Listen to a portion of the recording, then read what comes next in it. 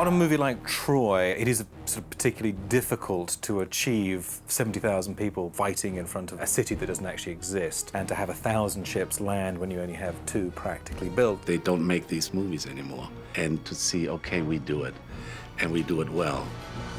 We try to fill the frame as much as possible with real action, with real people really fighting, and with real boats.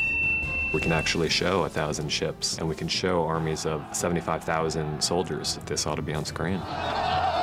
Wherever the limitations of the reality stop, that's where we try and take over. Starting from the beginning, one of the biggest ones was obviously creating an armada.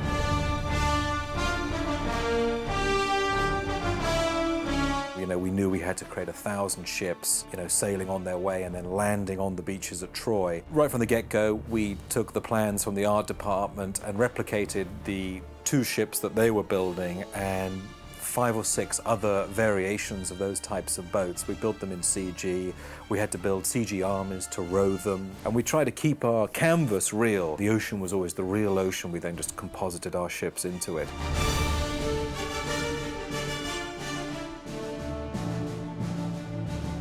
We sort of created a tracking system that enabled us to lay floating buoys and different scales of boat out in the ocean so that we could figure out all of our scaling and tracking, because tracking from a moving camera on a moving platform on a moving ocean is quite complicated. But we did a lot of testing on that and created some software that enabled us to really get some great tracks from that. And then we were able to build 1,000 ships and composite those into the sequence.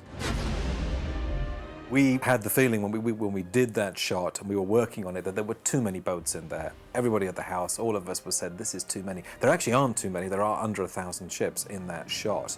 But the reality is, as I was explained to Wolfgang afterwards, is that to have 1,000 boats in that kind of a sea, it's just not possible. Even though there were 1,000 ships, they would be spread out over miles and miles of ocean. They're sailing too close to each other. They're taking each other's wind. So we went back in there and we sort of tried to persuade Wolfgang to say, let us strip 60% of them out, which we've subsequently done. And it does look a lot better. Even just having 300 or 400 ships is still, you know, looks incredible on a shot like that.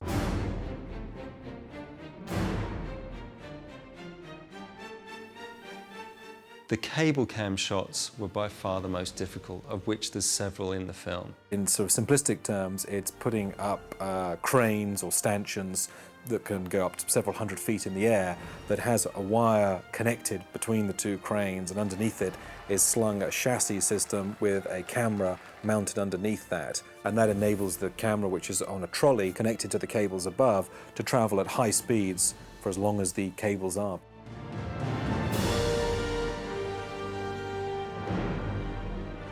Basically, it started off life as a wire cam shot that Simon Crane, the second unit director, wanted to do in Malta, which was to basically chase over from the wall, come down, seeing all of the Greeks storming through the city and follow them right the way down through the set.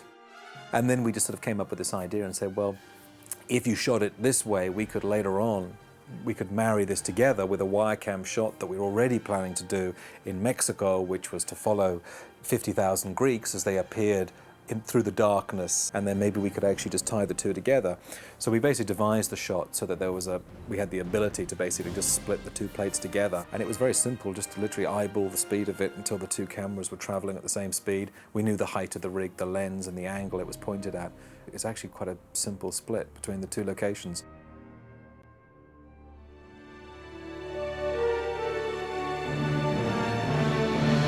My first thing when I read the script was, you know, going through all these battle sequences, and they just say that there's thousands and thousands of people. And I was just thinking, how on God's earth are we going to make this look believable? One of the biggest challenges and problems that we had to overcome was the fact that we had to create armies of 50, 70,000. So it's not the same as all the battles we've seen come before us. So it was just trying to see how we were going to take battles one step further. Immediately what they had to do was to write some software that would enable us to create an artificial intelligence system that could control and manage all of these soldiers. The software enabled us to basically go onto a motion capture stage and motion capture real stunt performers performing different actions. from walking to running to fighting, fighting with swords, fighting with shields, crashing into each other, running uphill, running downhill. And then the software basically is able to blend all of those motion capture clips together, and it can do it within a few frames. And therefore, your 50,000 people are always individually different from each other, because variation is the name of the game when you have 50,000 people, so that you don't end up getting repetition and replication, because unfortunately that is what the eye immediately seeks out and finds.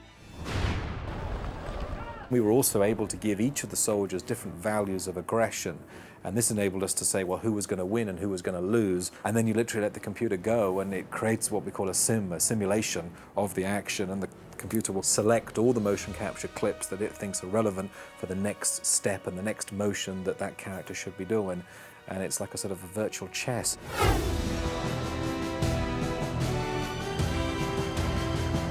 The Battle of the Arrows was a sequence that Wolfgang wanted to start off in a very epic manner. He wanted to see the fact that we had 20,000 Trojan troops outside the walls of Troy, and then he wanted to see 50,000 Greek troops march up and square off against them. And then this great fight start while the Trojans rain down arrows and slaughter the Greeks, and then everybody retreats and runs away. You have 50,000 Greeks attacking 25,000 Greeks, and it might have taken me 12 seconds to write that.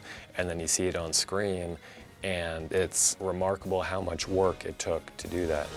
We worked with Wolfgang and with the DP a lot in pre-production, using pre-visualization tools and a little virtual army software that we created that enabled us to actually march armies up together and move the camera around and find the best shots that we were able to. That also enabled us to make sure we had the right equipment out on the location. It's exciting to create these worlds first in computers, and then you see it more and more realized, and finally you see the final product.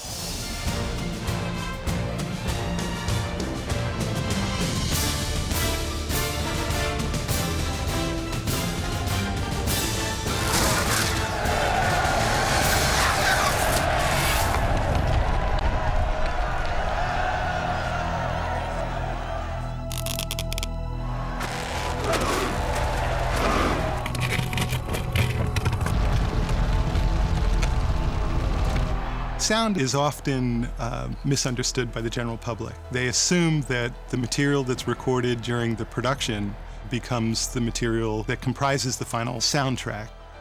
The job of the sound editor is to sort of simulate the reality of a photograph. You're trying to present a sonic reality that may have nothing to do with anything that visually would ring true.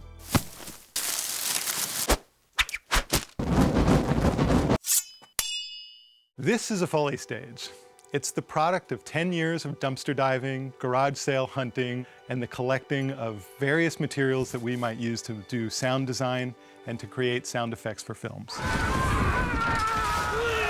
In the Battle of the Barricades, we had these large hay balls that were set ablaze, and they would come rolling down the hill into the Greek camp.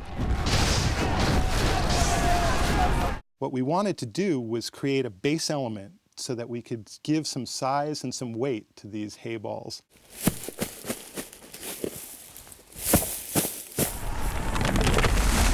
Add to them some other crunchy sounds to create the sound for the large fireballs.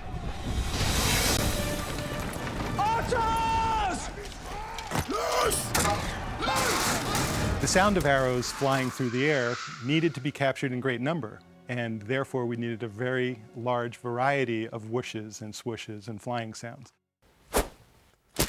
Here's a wiffle ball bat. 4 or 5 sounds to make a single arrow flight sound. That then single arrow flight sound was composited 1,000 times in order to make a cloud of arrows appear from the walls of the city.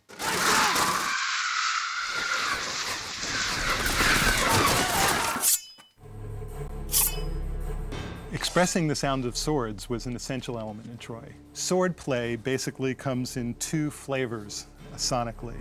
There's the clank of the metal on metal.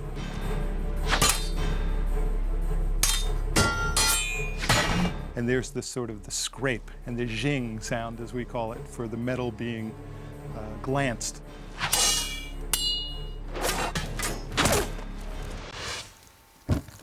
Fire, like everything else, can fool the microphone. Proximity with fire is just like proximity with any sound. The closer you get to the microphone, the larger the fire sounds. And so a small fire close to a microphone can sound like a much greater fire.